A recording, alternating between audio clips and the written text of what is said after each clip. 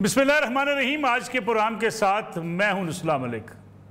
नाज़रीन, मुल्क के मारूफ साफ़ी और कालम नवीस सुहेल बड़ाई साहब का कालम अगर इस बात तक महदूद रहता कि ब्रसल्स में उन्होंने army chief field marshal Syed Asim Munir से मुलाकात की, मुलाकात में जो बातचीत हुई और गैर रस्मी बातचीत थी, उसके बाद जो दूसरा कालम उन्होंने लिखा जिसमें उन्होंने नसीहतें कर डाली पाकिस्तान तहरीक इंसाफ को, गोया ये तासर दिया कि जो उन्होंने पहले कालम में जिक्र किया था कि माफ़ी मांग ले अगर इमरान खान साहब तो उनके मसाइल हल हो सकते हैं, पाकिस्तान तहरीक इंसाफ की मुश्किलात कम हो सकती हैं। लेकिन दूसरे कालम में जो उन्होंने नसीहतें की, जो एक बयानिया बनाया, उससे ये तासर पैदा हुआ कि गोया फ़ौज ने कोई ऑफ़र कर दी है जिसके नतीजे में इमरान खान साहब बाहर निकलेंगे, बनी गाला बैठ जाएंगे और जाके खामोश रहेंगे अगले इंतखाबात तक, और ये डील जो है हो सकती है अगर इमरान खान साहब राज़ी हो जाएँ। जिसके बाद फ़ौज की तरफ से एक रद्द-ए-अमल आया। पाक फ़ौज के तर्जमान DGISPR लेफ्टिनेंट जनरल अहमद शरीफ चौधरी ने तफसील से इस पर बातचीत करते हुए बताया कि ना कोई ऑफ़र की गई, ना माफ़ी की बात की गई, क्योंकि 9 मई के मुकदमात फ़ौज के नहीं बल्कि पाकिस्तानी कौम के मुकदमात हैं। इसी तरीके से किसी भी किस्म की ऑफ़र या डील फ़ौज की तरफ से पाकिस्तान तहरीक इंसाफ को नहीं की गई।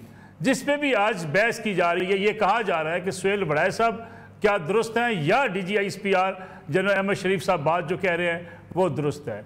लेकिन अगर आप इन दोनों कालमों का जायज़ा लें और इसको सामने रखें तो आपको अंदाज़ा होता है कि पहले कालम के अंदर उन्होंने आर्मी चीफ सईद आसम मुनीर की तारीफ़ें की, उनके किरदार पे बात की और उनको एक भरपूर शख्सियत के तौर पे पेश किया। साथ ही साथ ये जो बयानिया बनाया कि अगर माफ़ी मांग ली जाए, और आर्मी चीफ ये चाहते हैं या समझते हैं कि माफ़ी मांगने वाला फ़रिश्ता और माफ़ी ना मांगने वाला शैतान होता है, तो उसके बाद ये तासर उभरना शुरू हुआ कि गोया कोई ऐसी ऑफ़र या कोई डील मौजूद है। लेकिन अगले कालम में जिस तरीके से उन्होंने इस पूरे बयानिए को सामने रखा कि अगर कोई इस किस्म की डील या माफ़ी होती है तो इमरान खान साहब को क्या करने होंगे, इसी हवाले से तहरीक इंसाफ भी अपना मौक़िफ़ दे चुकी, फ़ौज भी अपना मौक़िफ़ दे चुकी है। और फ़ौज इससे पहले भी बारहा एक बात कहती आई है कि अगर माफ़ी मांगनी है वो पाकिस्तानी कौम से माफ़ी मांगी जाएगी 9 मई के हवाले से, लेकिन मुकदमात जो हैं वो अदालतों में चलेंगे और सियासी बातचीत सियासी जमातों के माबैन होगी। अब सियासी जमातें आपस में किस तरीके से मिल बैठ के मामलात को तय करेंगी, ये सियासी जमातों के ऊपर इस बात का इन्हिसार है। लेकिन हमने देखा हुकूमत भी कहीं संजीदा दिखाई नहीं देती, कहीं तहरीक इंसाफ से हुकूमत को गिला होता है कि वो संजीदगी का मुजाहरा नहीं करती, जिसकी वजह से हुकूमत और अपोजिशन के माबैन मुज़ाकरात नहीं हो पाए। दूसरी तरफ तहरीक इंसाफ को गिला है कि अब भी उनके लोगों की गिरफ्तारियाँ की जा रही हैं। ख़ास तौर पे इमरान खान साहब की बहन अलीमा खान साहबा के पहले बेटे को गिरफ़्तार किया गया, अब दूसरे बेटे को भी गिरफ़्तार कर लिया गया है।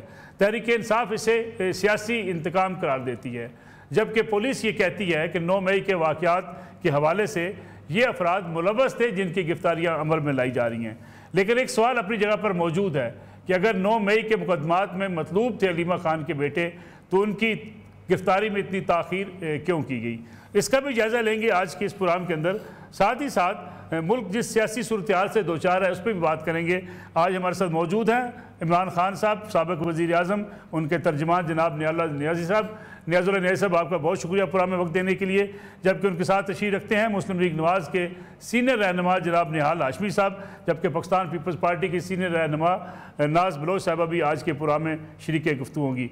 नियाज़ुल्लाह नियाज़ी साहब, ये बताइएगा कि ये जो बातचीत या सियासी मसाइलत की बात होती है, कई बार जो है वो तहरीक इंसाफ के बाद रहनुमा भी कहते हैं, अली मीर गंडापुर साहब के भी बहुत से इंटरव्यू सामने आए कि बातचीत हो रही है, हमने इमरान खान साहब से उनको बताया है, समझाया है, हालात बेहतर हो सकते हैं। ना हुकूमत संजीदा है, ना लगता है कि PTI संजीदा दिखाई देती है किसी सियासी मसाइलत के लिए या सियासी तौर पर सियासी जमातें अगर मिल बैठें, क्योंकि अगर सियासी जमातें मिल बैठेंगी तभी मसाइल का हल निकलेगा। बिस्मिल्लाहिर्रहमानिर्रहीम। नसरुल्लाह साहब, एक तरफ तो सियासी मसाइलत की बात करते हैं, एक तरफ से जो पार्टी के साथ जुल्म तशद्दुद दिन ब दिन बढ़ता गया है। इलेक्शन 8 फरवरी के बाद आप हालात देख लें, जब अभी 9 मई के लोगों को सज़ाएँ हुई तो उसमें ये भी नहीं देखा गया कि ये रेफरेंस स्पीकर के थ्रू आना है, एक प्रोसीजर होता है। उससे पहले ही इलेक्शन कमीशन ने सारी चीज़ें करके जो लोगों को डी सीट करके इलेक्शन बाई इलेक्शन भी अनाउंस कर दिए। एक साइड पे आप मुज़ाकरात की बात करते हैं, एक साइड पे पार्टी इस हद तक जा रही है कि अभी आपने अलीमा खान के बेटों की बात की कि कल 9 मई में इमरान खान की जो होनी थी, उसकी बेल होनी थी, ये तो नीचे ही हो जानी चाहिए थी। 6 महीने तो लाहौर हाई कोर्ट में पेंडिंग पड़ी रही, कभी 6 महीने आफ्टर अरेस्ट बेल पेंडिंग। देखिए, नेशनल जुडिशल पॉलिसी ये कहती है कि आपने 15 दिन के अंदर डिसाइड करनी है, खासकर आफ्टर अरेस्ट बेल, क्योंकि अगर किसी मुलजिम बेल पे चला जाता है तो अगर उस बेल बनती है उसकी, तो अगर उसको जेल में रखा जाए तो ये सज़ा तस्वर होगी। अब बताएं कि 2 साल तक अदालत में चलान नहीं आया। अभी वो चलान का भी है कि कानून ये कहता है कि 15 दिन के अंदर चलान आ जाए, तो आपने 2 साल तक एक आदमी की बेल तक नहीं सुनने दी और अदालत में अभी तक चलान नहीं आया। अब इस चीज़ों की इस पैराए में देखते हुए आप एक साइड पे मुज़ाकरात की बात करते हैं, एक साइड पे आज उसके 2 बेटों को उठा लिया, एक शहरोज़ को जो ऑफलोड किया उसको एयरपोर्ट के ऊपर, वो एक एथलीट है, ना उसका नाम ना कुछ, पहले कहा जी 8 मुकदमों में है, फिर कहा जी कहीं सप्लीमेंट्री स्टेट में एक केस में आ रहा है, फिर दूसरे को उठा लिया।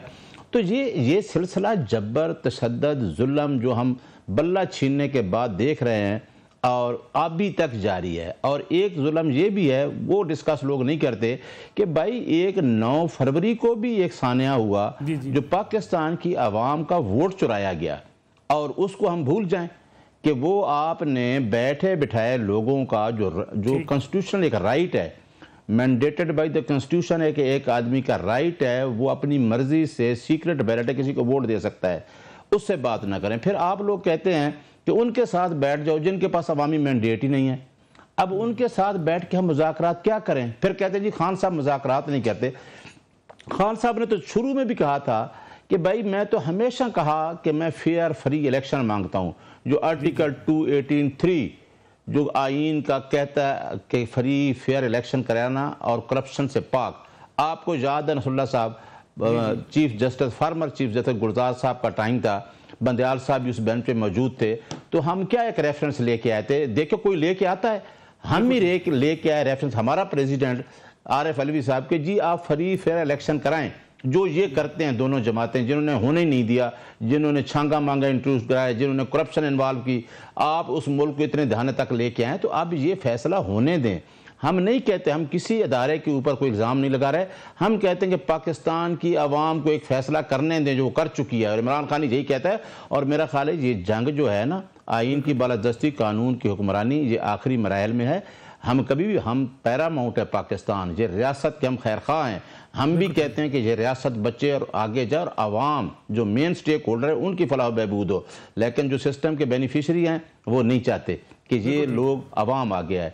तो मेरा ख्याल है कि ये खान साहब के मुज़ाकरात की खबर, तो आपके पास कोई ऐसी खबर तब है ना, आप किसी को मिलने ही दें, ये तो मिलने ही नहीं दे रहे, ये तो स्पोक्स पर्सन को, क्योंकि इमरान खान की पॉपुलैरिटी से इतने डरे हुए हैं कि इमरान खान की अच्छी स्टेटमेंट भी बाहर नहीं आने देते, और उसके पूरे ख़ानदान को, एक आदमी को तोड़ने के लिए उसके ख़ानदान, उसके बच्चों को तोड़ने तक लगे हुए हैं। तो वो टूट तो नहीं रहा, वो तो भाग तो नहीं रहा। ठीक है, मैं आता हूँ वापस, वो कहे कि मैं लंदन जा रहा हूँ, ठीक हो गया, मैं वापस आता हूँ आपकी तरफ। निहाल हाशमी साहब, 15 दिन में चालान सबमिट होना था, आपने चालान सबमिट नहीं करवाया, फिर 6 माह तक उनका अगर मामला हाई कोर्ट में रहेगा तो सुप्रीम कोर्ट में वो जाएंगे, ज़मानत बिल आखिर इमरान खान साहब की होगी 9 मई के हवाले से। एक तरफ जो है अगर हुकूमत इल्ज़ाम लगाती है, ये कहती है ये मुकदमात कायम हुए हैं, तो चालान तो सबमिट हुकूमत का काम है करना, प्रोसिक्यूशन का काम है चालान जमा करवाना। बात तो दुरुस्त है कि अगर आप चालान सबमिट नहीं करवाएंगे, एक शख्स को बगैर किसी जो फैसले के अगर जेल में रखेंगे, तो वो जेल में तो बेगुनाह रहेगा। फिर बिस्मिल्लाहिर्रहमानिर्रहीम। नसरुल्लाह साहब, मैं समझता हूँ कि ये बहुत बेहतर होता कि ये सारी गुफ्तगू पंजाब गवर्नमेंट के किसी से पूछा जाता, या पुलिस के, या एडवोकेट जनरल या अटॉर्नी जनरल से। बहरहाल फिर भी मैं आपसे एक बात करना चाहूँगा, ये 9 में एक हकीकत है, इससे कोई इनकारी नहीं है। अगर कोई इनकारी कहे कि जी 9 में हुआ नहीं है, तो फिर हम ज्यादती करेंगे अपने साथ। अब जो भी प्रोसिक्यूशन है उसको जैसे जैसे एविडेंस, विटनेस, शवाहिद या जो डॉक्यूमेंटेशन मिल रहा है वो उसको करे, इसमें पॉलिटिकल कोई लेना देना नहीं है। It is in between the police official and prosecution, इससे हमारा कोई ताल्लुक नहीं। अच्छा, ये तो सब मानेंगे ना कि 9 मई का वाकया हुआ है, इससे तो किसी को इनकार नहीं है। बिल्कुल और ठीक। ये भी सब मानेंगे कि उसके लिए अदालती कार्रवाई भी होती है, इससे भी कोई इनकार नहीं कर सकता। बिल्कुल तो ठीक। बात यह है कि अदालत सबके लिए खुली है, आप अदालत जाएं, हम भी अदालत जाते रहे, हम देखें, आप भी देखें कि क्या हमें इसके बदले क्या मिल सकता है, क्या फायदा है, क्या नुकसान है। ये सारे चीजें अभी देखने की है। तो मैं समझता हूँ कि ये बड़ा प्रीमेच्योर है। और फिर दूसरी बात है कि हमारे यहाँ सिर्फ क्या एक इमरान खान साहब की कैद है या इमरान खान साहब की सिर्फ एक मुकदमा है, यहाँ पे तो और भी हजारों लोग मुख्तलिफ मुकदमत में जेर समाअत हैं, उनके भी मामला चल रहे हैं, तो उनको भी तो हमें मद्देनजर रखना है। हमने ये देखा है कि हर बात से फिर एक तरफ सियासी मामला है, दूसरी तरफ अदालती मामला है। मैं समझता हूँ कि पीटीआई को चाहिए कि वो अपने मामला जो है उसको सियासी तरीके से जो है उसको सियासी तरीके से करें, मगर ये अपने मुकदमा जो ये लड़ना चाहते हैं टॉक शोज में पॉलिटिकली, इन्हें अपने वकील से बात करनी चाहिए कि जो अदालती जो मामला है उसको अदालत में जाके लड़ना चाहिए। लेकिन निहाल हाशमी साहब, अलीमा खान साहब के बेटे अगर 9 मई में थे, 2 साल बाद उनकी गिरफ्तारी, ये सवालात तो फिर उठते हैं। देखिए, सवालात जरूर उठते हैं, हर चीज के सवालात उठते हैं, मगर ये देखना पड़ेगा कि इनको अदालत पहले जाए, विक्टिम कार्ड ना खेले, पहले अदालत जाए, अदालत जा करके ये चेक करें कि उसकी रिमांड क्या हुई है, जो अदालत है उसने क्या कहा है, उसके क्या शवाहिद है, उसकी क्या जमीनियां हैं, उसकी क्या स्टेटमेंट है। उन सारी चीजों को देखने के बाद ये फिर अपना नतीजा अख्त करें कि इनको क्या करना है, और फिर अपने वकला से बात करें। जरूर पॉलिटिकल गुफ्तगू करें नेशनल टेलीविजन पे आके, मगर जो मुकदमात है वो पॉलिटिकल चीज नहीं। पॉलिटिकल चीज है कि इस मुल्क में सैलाब आया हुआ है। पॉलिटिकल चीज ये है कि इस मुल्क के आम लोगों की जिंदगी में कैसे तब्दीली ला सकती। पॉलिटिकल चीजें इनको आज तक जोड़ के बैठना चाहिए था कि क्या हो रहा है केपी के अंदर, लोग रह गए हैं, कोई इंतजाम नहीं किए गए। तो ये सारी इंपॉर्टेंट चीज है। आज इनको ये बात करना चाहिए कि चाइनीज प्राइम मिनिस्टर या वजीर खारजा जो आए हैं प्राइम मिनिस्टर से मुलाकात में, उससे क्या बातें हो रही है। आप अपना पॉलिटिकल जो पोजीशन है उसको ऑन रखें। मुज़ाकरात हर वक्त पार्लियामेंट के अंदर हो सकता है, मुज़ाकरात हर वक्त पार्लियामेंट के अंदर किया जा रहा है। ठीक हो गया। नाज बलोच साहब, अभी बात हम कर रहे हैं मुल्की सियासत की, इस पर भी तबसरा कीजिएगा कि अलीमा खान साहबा के 2 बेटे जो है उनको इतने अरसे बाद जो है वो मुलवस करना 9 मई में, जिस पे पीटीआई बड़ी मोतरज़ है, वो कहती है जी कि अगर वो उस वक्त थे, मुलवस थे, तो तब गिरफ्तार कर लिए जाते। अब उनको गिरफ्तार करने के ऊपर ये इल्ज़ाम लग रहा है हुकूमत के ऊपर कि जनाब ये सियासी तौर पर इंतकाम लिया जा रहा है। दूसरा ये बताइएगा कि ख़ास तौर पर अगर हम कराची की बात करें, खैबर पख्तूनख्वा की बात करें, सैलाब से लोग बड़े मुतासर हुए हैं, लेकिन दूसरी तरफ पाकिस्तान पीपल्स पार्टी की क़यादत मीडिया पर नाराज़ दिखाई देती है कि जी लोग घरों से ना निकलते, वीडियोज़ ना बनती। क्या बारिशों का पानी ठीक है, कुदरती तौर पर आफत हो सकती है, लेकिन हुकूमती इंतजामात का जायज़ा लेना ज़्यादा मुनासिब नहीं होता? बिस्मिल्लाहिर्रहमानिर्रहीम। देखिए, पहले आपके सवाल का जो पहला हिस्सा है जिसमें आप 9 मई के हवाले से बात कर रहे हैं, देखिए उसमें तो जो लोग मुलविस हैं, जिन पे कानूनी तौर पे जिनको हिरासत में लिया गया है या जो भी केसेस बने हैं, तो आई थिंक वो लीगल ग्राउंड में जाके अपनी लीगल बैटल को फाइट करें। और अगर ये अलीमा खान साहिबा के बेटों की बात है, जिनकी भी बात है, उनको लीगली जाके वो कोर्ट में, अदालतें आज़ाद में जाएं, अपना केस फाइट करें वहाँ पे, and they're going to get justice whatever जो उन्होंने अगर किया है या नहीं किया, मुलविस थे या नहीं थे। I think over the talk show बैठकर मैं और आप तो फैसला नहीं कर सकते कि 9 मई के अंदर कौन था न कौन नहीं मुलविस था। ये तो डेफिनेटली जहाँ पे इन्वेस्टिगेशन होगी, जहाँ पे जिन लोगों के एविडेंसेस मौजूद हैं या जिन लोगों के वो वहाँ पे कोर्ट में प्रूव करेंगे कि आया उनके पास एविडेंस है इस चीज़ का कि वो वहाँ मौजूद नहीं थे, या अगर वो वहाँ पे थे, तो जो भी है उसमें अदालतें आज़ाद हैं। अदालतें प्रूफ और विटनेसेस मांगती हैं, उसके ऊपर फैसले करती हैं। मेरे और आपके या टॉक शोज के ऊपर बैठकर तो इन चीज़ों के ऊपर हम डिबेट ही कर सकते हैं और मजीद कुछ बात नहीं हो सकती। अलबत्ता आपने दूसरी बात कही जो आपका दूसरा सवाल का हिस्सा था, मौसमियाती तब्दीली के हवाले से। देखिए, मौसमियाती तब्दीली एक बहुत ही खौफनाक किस्म का एक अलार्मिंग सिचुएशन है जिसका पाकिस्तान को सामना है। ये ग्लोबल सिचुएशन है, लेकिन पाकिस्तान चूंकि 7000 ग्लेशियर्स का हब है और पूरी दुनिया में 2 पोल्स हैं, north pole and south pole. अगर कोई तीसरा पोल होता तो वो पाकिस्तान होता है, क्योंकि 7000 ग्लेशियर्स दुनिया में किसी और मुल्क में नहीं है। अब ग्लोबल वार्मिंग की वजह से KPK में आपने देखा कि कुछ दिन पहले जब सैलाबी सूरत हाल हुई, एक फैमिली के 15 से 20 लोग मुंतजर रहे 2 घंटा कि इनको रेस्क्यू किया जाएगा, वो रेस्क्यू नहीं हो पाया और दिल दहलाने वाला खौफनाक सानिया पेश आया। लेकिन हमने उस पर सियासत नहीं की। सियासत सानेहात पे और डिजास्टर्स पे, नेचुरल कैलामिटीज के ऊपर सियासत नहीं करनी चाहिए। वहां पे मुल्क के लिए बढ़ चढ़ के आगे अपना किरदार अदा करना चाहिए। कराची 3.5 करोड़ लोगों की आबादी वाला शहर है। इस शहर के अंदर आपको पता है काफी तवील अर्से तक MQM का ही बल्दियाती निजाम चलता रहा और मेयर भी MQM के रहे। हमारे पास जो मेयर है मुर्तजा वहाब साहब, वो ऑन ग्राउंड है, 24 आवर्स आपको सड़कों पे लोगों के दरमियान नजर भी आ रहे हैं और जो इश्यूज थे उनको फौरी तौर पे एड्रेस किया। तमाम आर्टरीज शहर की इस वक्त खुली नहीं है। मैं खुद शहर कराची में सुबह से शाम तक हम सारे MNA, सारे MPs हम ग्राउंड पे हैं। पूरी पाकिस्तान पीपल्स पार्टी की वर्कर से लेके लीडरशिप सब हम ऑन ग्राउंड एक्टिवली काम कर रहे हैं, हम घर नहीं बैठे हुए। मसला यह है कि 300 mm तक जब बारिश हुई है, जरूरत से ज्यादा बारिश कल जब हो मौसमियाती तब्दीली की वजह से, तो KPK में इतना खौफनाक जो फ्लड आया है, अब हम उसकी जिम्मेदारी KP हुकूमत पे डाल देंगे क्या? ये अर्बन फ्लडिंग हुई है कराची में। अर्बन फ्लडिंग के अंदर आपको पता है जो निकासी का निजाम है वो बिल्कुल यहाँ सॉलिड वेस्ट मैनेजमेंट का मौजूद है, बल्दियाती निजाम, लेकिन यहाँ पे तो मेयर भी है। दूसरे सूबों में तो कहाँ पे बल्दियाती जो है आपके पास जो है लोकल बॉडी का निजाम ही नहीं है, इलेक्शन भी नहीं हुए। यहाँ पे जो टाउन है उसके अंदर 3 टाउन तो जमात इस्लामी के पास भी मौजूद हैं, लेकिन क्या हम ब्लेम गेम करेंगे? हरगिज नहीं। जहाँ इलाके में पानी जमा हो रहा है हम ये नहीं देख रहे कि जमात इस्लामी को वोट पड़ा है या MQM को पड़ा है या PTI को पड़ा है। हम खिदमत कर रहे हैं, हम ग्राउंड में हैं। हम बिल्कुल अभी भी आप आए इस वक्त एयरपोर्ट के पास जो सूरत हाल थी, बारिश इतनी तेज बारिश हुई, उसके बाद रोडों की जो पानी का निकासी का निजाम था उसको फौरी तौर पे एक्टिवली उसको देखा गया।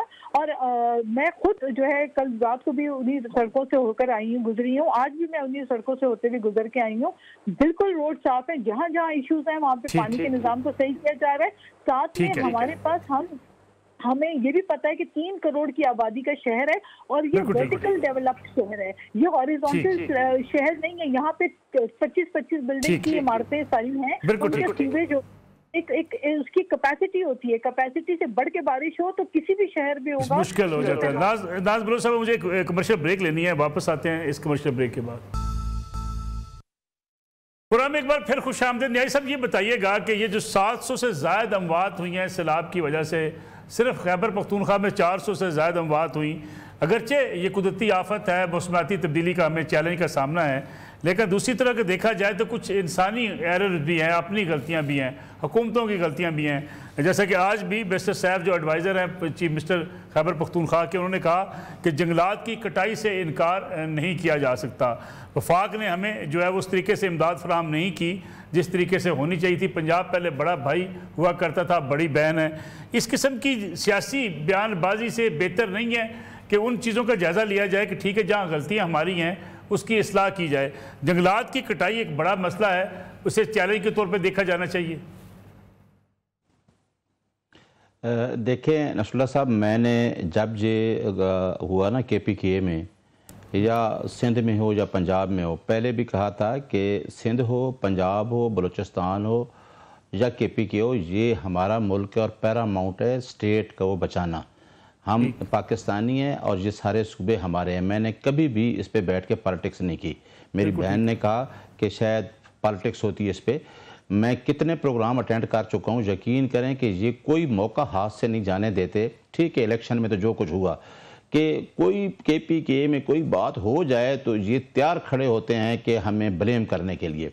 मैं बिल्कुल irrespective of affiliation of any party, मैं करूँगा बात बिल्कुल सामने आपके सीधी कि भाई करप्ट लोगों पे हाथ डालो। अगर आप कहते हैं, मैंने पिछले प्रोग्राम में भी कहा कि टिम्बर माफिया अगर KPK में है तो लैंड माफिया पंजाब में भी है और सिंध में भी है, और आपकी हुकूमतें 35 साल से हैं।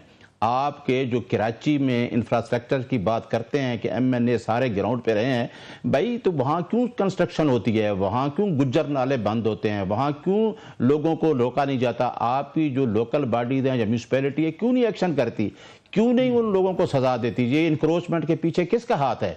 तो मैं डिफेंड बिल्कुल नहीं कर रहा, बिल्कुल मैं ये कहता हूँ कि गुड गवर्नेंस आपका एनडीएमए और प्रोविंशियल एनडीएमए के अंदर कोऑर्डिनेशन होनी चाहिए।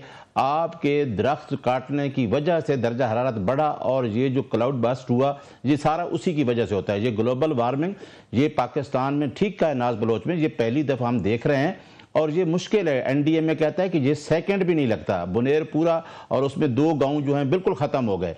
तो ये पाकिस्तान में जहाँ भी हो ये हमारा मुल्क है, हमने इसको संभालना है। लेकिन एक चीज़ मैं आपको बता दूँ, जितने तक आप नीचे लोकल बॉडीज़ को मजबूत नहीं करेंगे, फंड्स उतने तक नहीं जाएंगे और आप चीज़ों को कवर नहीं कर सकते, क्योंकि जहाँ भी लोकल बॉडी मजबूत होती हैं आप वहाँ पूरी हेल्प करते हैं। और आपने पंजाब में और ख़ासकर सिंध में जितना लैंड माफिया है, आप वहाँ और लोग भी तो हैं, उन लोगों को क्या मिल रहा है? आपने कोई करप्शन पे हाथ डाला है आज तक? आप करप्ट लोगों को पकड़े ना, आप उनको सज़ा दें। आप कहते हैं कि जी ये हो गया, किस बंदे को सज़ा होती है?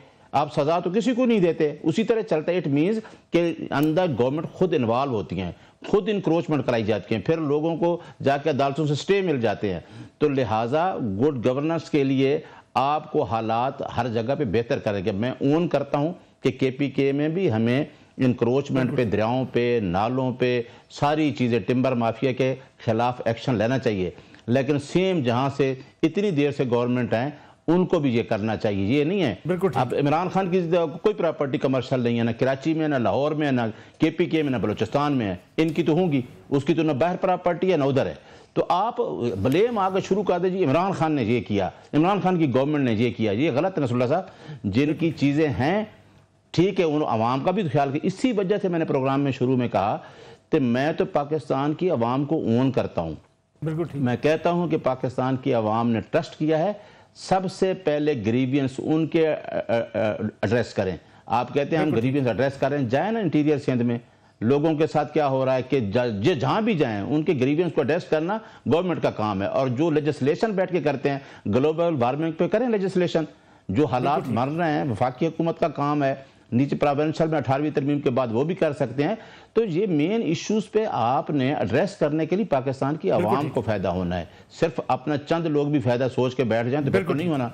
और करप्शन पे पूरा हाथ डालना चाहिए। निहाल हाशमी साहब, ये करप्शन तो किसी एक सूबे का मामला नहीं है जो बात कर रहे हैं निहाल साहब कि हमें सियासी ब्लेम गेम से निकल आना चाहिए। बारिश लाहौर में हो, पानी खड़ा होता है तो तनकीद होती है, पानी खड़ा हो पेशावर में तो हम तनकीद करने शुरू कर देते हैं। इसका जायज़ा नहीं लिया जाता कि वाकई टिम्बर माफिया अगर वहाँ पे है तो यहाँ पे भी कब्जा ग्रुप है, यहाँ पे भी हमने नालों के ऊपर देखा कि इंक्रोचमेंट होती है। ये कौमी इशू नहीं है हमारे पास जो मौसमियाती तब्दीली है? मलक साहब, मुझे अच्छा लगा अभी जब नियाजी साहब ने बातें की, कौमी इशूज पे बातें की। इससे पहले जो बात हो रही थी वो कौमी इशूज पे नहीं थी, फर्द के ऊपर थी। और मैंने पहले ही कहा था आपको कि जो पॉलिटिकल चीज है, जो अदालती चीज है, वो अदालत में फैसला करें और जो पॉलिटिकल है उसको पॉलिटिकल में करें। इसके लिए आपके पास सूबाई असेंबली का फोरम है, इसके पास आपके पास सेनेट का फोरम है, कौमी असेंबली का फोरम है, मीडिया का फोरम है। जब आए बैठे बात करें और करना चाहिए। जहां तक अभी इन्होंने कहा कि करप्शन पे हाथ डाले, तो डाला गया करप्शन पे हाथ। 190 बिलियन पाउंड पे हाथ डाला तो फिर शोर गोगा उठा। हमने दीगर केपी में जो डॉक्टर्स के साथ हुआ, जो टीचर्स के साथ हुआ, आज पेशावर यूनिवर्सिटी में टीचर्स को देने के लिए सैलरीज नहीं है। तो हमने अगर उस बात को किया तो आप उसको पहले एड्रेस करें। भाई, हमारे उस्तादों की पास तनख्वाहें नहीं है। हम ये समझते हैं कि आप तनकीद करें और आप जायजा लें या तायीद करें कि गुज़श्ता 1.5 साल में जिस तरह से प्राइम मिनिस्टर शहबाज शरीफ साहब ने खारजा को ठीक किया, हम आइसोलेशन में थे। आज दुनिया का हर मुल्क हमसे बातें करने के लिए हर वक्त तैयार रहता है। हमने दाखिला को ठीक किया, हमने इकोनॉमी को ठीक किया, हमने पाकिस्तान का दिफाई लोहा बनवाया। उसके बावजूद आपने देखा होगा कि वजीर आजम अपने साथ आर्मी चीफ को इसलिए गए, फील्ड मार्शल आसिम मुनीर को लेके, कि हर डिजास्टर में एनडीएमए से ज्यादा काम अगर कोई कर रहा होता है तो अफवाज पाकिस्तान कर रहे थे। अपनी जान की परवाह नहीं करते हैं, पानी में घुस जाते हैं, जलजले में चले जाते हैं, और वो जा रहे हैं, वो काम कर रहे हैं, वो रिलीफ काम भी कर रहे हैं एनडीएमए के साथ। और प्राइम मिनिस्टर ने बड़ा कैटेगोरिकली कह दिया कि जितने वफाकी इदारे हैं आए मिलकर काम करें। और हम दावत देते हैं केपी की हुकूमत को, 13 साल इनको भी हो गया, कि आए मिल करके काम करें। आप जायजा लें कि हमने खारजा में क्या कामयाबी हासिल किया, क्या नाकामी हासिल की। आप जायजा लें कि हमारा दाखला कहाँ पे है, हमारी मईशत कहाँ पे, हमारी मार्केट कहाँ पे, हमारी फॉरेन पॉलिसी किस तरफ जा रही है। ये सारा आपका हक है, आप आए और फिर साथ साथ आप ये भी देखें, फंडामेंटल राइट की बात करें, हमें कोई एतराज नहीं। मगर अगर आप सिर्फ फर्द वाहिद को लेके घूमते रहेंगे तो पाकिस्तान में बेशुमार ऐसी इश्यूज है। फर्स्ट पाकिस्तान आना चाहिए, बाकी चीजें बहुत बात हैं। ठीक हो गया। निहाल हाशमी साहब, ये ग्लोबल वार्मिंग का जो इशू है, इस पे क्या आप समझते हैं कि हम हुकूमत जो है वो उसकी तरफ से जो इकदाम उठाए जाने चाहिए थे वो सही उठाए जा रहे हैं, क्योंकि मौसमाती तब्दीली हमारी बड़ा चैलेंज बन गई है? जी बिल्कुल, हुकूमत की जिम्मेदारी है और हम उसको ऐसे तरीके से पूरा करने की कोशिश कर रहे हैं। देखिए, सैलाब या जलजला या कोई इस तरह की कुदरती आफत कहीं भी आ जाए, न्यूयॉर्क हो या टोक्यो, वो उस वक्त रिजॉल्व नहीं होता within a minute, it takes time. मगर उसके लिए कोऑर्डिनेटेड एफर्ट्स होना चाहिए, हम एक दूसरे पे तनकीद ना करें। बिल्कुल ठीक है। यहाँ प्रोग्राम में एक ब्रेक का वक्त हुआ, वापस आते हैं इस कमर्शियल ब्रेक के बाद। प्रोग्राम में एक बार फिर खुश आमदीद। न्याजी साहब, फाइनल कमेंट में आपसे चाहूँगा मैं कि जो जमानतें हुई हैं इमरान खान साहब की, इसके बाद तो पीटीआई की जो तनकीद थी सुप्रीम कोर्ट के ऊपर, वो बंद नहीं हो जानी चाहिए फिर? नसरुल्लाह साहब, मैं एक कमेंट दे दूं कि निहाल हाशमी साहब की बातें मैंने सुनी, बड़ी अच्छी बातें की हैं। मैं निहाल हाशमी साहब से और आपसे ये सिर्फ से पूछता हूं कि आप यकीन करें कि सबसे पहले आप किसान से जाके पूछें कि किसान का क्या हाल है। हर किसान ये कहता है कि हमें फ़ी एकड़ 55,000 रुपये नुकसान हो रहा है, और किसान मुझे मिलते हैं, वो कहते हैं मीडिया पे हमारी बात करो, जो सबसे ज़्यादा आपके फंड जनरेट कर रहा है एग्रीकल्चर, उसका क्या हाल है भाई? आप लोगों को क्या दे रहे हैं? आप शुगर की बात करें, जो आपने शुगर में स्कैंडल है वो सामने आएंगे। आप अद्वियात की बात करें, आप क्या डिलीवर कर रहे हैं? आप कहते हैं जो लेके आ रहे हैं वो हमें पता है कौन सरमायाकारी करवा रहा है, आपसे हुकूमत में डिलीवर नहीं हो रहा। और आप इमरान खान की बात करते हैं, उसने तो कुछ 4 कैंसर के अस्पताल बनाए होंगे, उसने तो कहीं अपनी कमर्शियल प्रॉपर्टी नहीं बनाई। कहते हैं 190 मिलियन पाउंड भी फैसला हो जाएगा। आपने पहले देखा ना, पहले भी तो फैसले हो गए, इद्दत जैसे केस बनाए, साइफर जैसे बनाए, वो तो सारे केसेस का फैसला हो गया। अब तो सुप्रीम कोर्ट पर इत्मीनान है ना? मैं बताता हूं, हमें तो देखिए, हम अदालतों में जा रहे हैं। हमने ये कहा कि अदलिया की आज़ादी 26वीं तरमीम में छीनी गई, लेकिन हम अदालतों की तरफ ही जा रहे हैं। हमें साइफर में भी अदालत से रिलीफ मिला। हम कहते हैं अदलिया आज़ाद हो, हम कोई नहीं कहते जज हमारा है। हमारे ऊपर इल्ज़ाम आता था ना, वो जी जज फला, हम कहते हैं जज आज़ाद फैसला करे, जो भी फैसला करे। हमें इद्दत के केस में रिलीफ मिला, हमें साइफर में मिला, बेल हमारा राइट था, ये बेल तो राइट था जो इतने। फाइनल कमेंट आपसे मैं चाहूंगा, मैं ये ग्लोबल वार्मिंग पे आप समझते हैं कि हम दुरुस्त समत में जा रहे हैं? देखिए, ग्लोबल वार्मिंग के अंदर हमारे पास जो कुछ काम करने का है उसमें यह है कि कार्बन फुटप्रिंट के अंदर तो हम वैसे ही कार्बन एमिशन में लोएस्ट हैं, 1% से भी नीचे हमारी कार्बन एमिशन है। तो इसमें ग्लोबल वार्मिंग की जिम्मेदार पाकिस्तान नहीं है, अलबत्ता हम तो अफेक्टेड और विक्टिम है। ममालिक जहाँ पे सबसे ज्यादा कार्बन एमिशन होती है, उन ममालिक के ऊपर ये उनको प्लेज करने के लिए कॉप जो हर साल किया जाता है, क्लाइमेट चेंज का कॉन्फ्रेंस होता है इंटरनेशनल, उसमें वो प्लेज करते हैं अरबों रुपया कि वो पाकिस्तान को आके इंफ्रास्ट्रक्चर की मद में या मुख्तलिफ काइंड में आकर वो यहाँ पे सपोर्ट करेंगे, लेकिन वो प्लेज भी कभी फुलफिल नहीं होता। एज अ सोसाइटी हमारी रिस्पॉन्सिबिलिटी ये है कि जिस तरह आप KPK में इस वक्त देख रहे हैं, सूरत हाल बहुत खौफनाक सूरत हाल है। इसलिए दरियाओं के रास्ते हैं उसके ऊपर आबादी बनाना ये गवर्नमेंट की जिम्मेदारी है कि वहाँ पे अलाउ ना किया जाए, ताकि लोगों की तहफ़्फ़ुज़ हो जानो माल का। और फ्यूचर पर्सपेक्टिव को देखते हुए लोगों को पहले इवैक्यूएट करके, जैसे आज मुंतकिल किया गया, इस तरह मुंतकिल किया जाए ताकि लोगों को बड़े नुकसान से बचाया जा सके। अलबत्ता मौसमियाती तब्दीली के असरात यहाँ तक खौफनाक है कि जो समंदर का लेवल है वो भी राइज होता जा रहा है। ये वो चीजें जिससे हमें सियासत नहीं करनी है, एक दूसरे की जो है वो सियासत करने के मौके और हमारे पास बहुत हैं। हम इलेक्शंस में सियासत कर सकते हैं, हम दूसरे इश्यूज पे पॉलिटिक्स पे कर सकते हैं। ये नेचुरल कैलेमिटी है, इसको समझने की जरूरत है और हर एक को जहाँ जिसकी हुकूमत है, अपना किरदार अदा करनी है। MLN की गवर्नमेंट है, सिंध में हमारी हुकूमत है, यूपी में PTI की गवर्नमेंट है, हमें सबको मिलकर इसके ऊपर एक्शन लेने के लिए काम करना होगा, ना कि हम तो इस वक्त लान तान करें। जी निहाल हाशमी साहब, मैं ये कह रहा था कि कई साल पहले से हमने इस चैलेंज को कबूल किया। आपको याद होगा प्राइम मिनिस्टर शहबाज जब UN गए, सिक्योरिटी काउंसिल में उन्होंने खिताब किया, जनरल असेंबली में, वहां पर भी उन्होंने ग्लोबल वार्मिंग का बहुत बशाक अल्फाज में बात की। साइट पे कई मीटिंग्स किए गए। हमारे वजीर साहब, आपको याद होगा कि मुशाहिदुल्लाह खान साहब सबसे पहले इसके वजारत उनको दी गई थी। तो हम इसमें इस चैलेंज में सिर्फ हुकूमत नहीं, सारी आवाम को साथ आना है। हम अपनी सियासी पॉइंट स्कोरिंग कर सकते हैं, आप इल्जाम हम पे लगा सकते हैं, मगर आज वक्त है कि हम मिल के अपने उन डूबते हुए लोगों को बचाएं। बिल्कुल ठीक है, बहुत शुक्रिया नियाज़ हाशमी साहब, नाज बलोच साहबा, नियाज़ुल्लाह न्याज़ी साहब आज के प्रोग्राम में शरीक गुफ्तगू थे। नाज़रीन, ये आज का प्रोग्राम था, इंशाल्लाह कल आपकी खिदमत में दोबारा हाजिर होंगे। इजाज़त दीजिए, अल्लाह हाफिज़।